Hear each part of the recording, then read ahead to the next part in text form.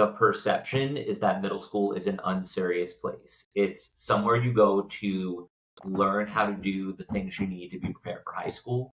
And I think in actuality, it's where you learn your values. It's values and process. So yes, you learn things you're going to take with you to high school, but you truly learn, you know, moral, ethical values, executive functioning. You have to organize yourself over the course of your day and across a variety of subjects, um, human interaction, and something that I've done my best to foster with the team of teachers I work with is you learn how to lead others and handle conflict, and that's what I love to see. I love to see kids learn that they have like a skill set they didn't know they had yet. That's that framing, that it's a place where you learn your values. I've never heard someone use that in talking about middle school, but I appreciate it because it feels like you're reframing the negative perceptions as actually opportunities that are things that you can build value in. Do What happens when you tell people that, when you have like a conversation with someone about all the good things you're doing in middle school, which we're going to get to, which is one of the reasons that we want to talk about that good story of what is positive and potentially can happen.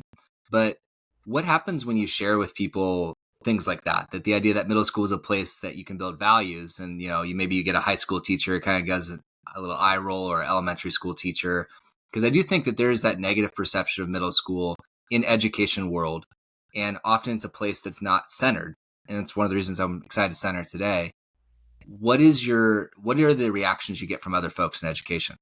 So other people in education, I think in my district understand it. They kind of know now. It's kind of hard because a lot of this year has been sort of backwards engineering, something that you figure out along the way, right? As a teacher, little by little, you learn through trial and error. And now I'm wrapping up my 14th year, and it's like, well, what are those misconceptions? Because now I'm living the values that I want the kids to have. Like we've been doing it for so long. I think people in other places say, I would never want to teach middle school, or, none of it matters.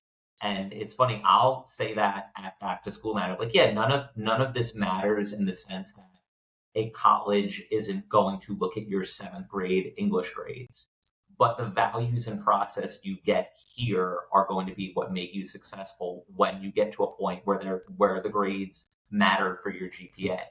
You're learning kind of through trial and error. It's a productive struggle. And if you look at it like that, if you frame it that way, it's a lot better. It's where maybe if you're doing it right as a teacher, kids learn their weak points, but then refine those weak points and hit the ground running, when, the stakes are a little bit higher.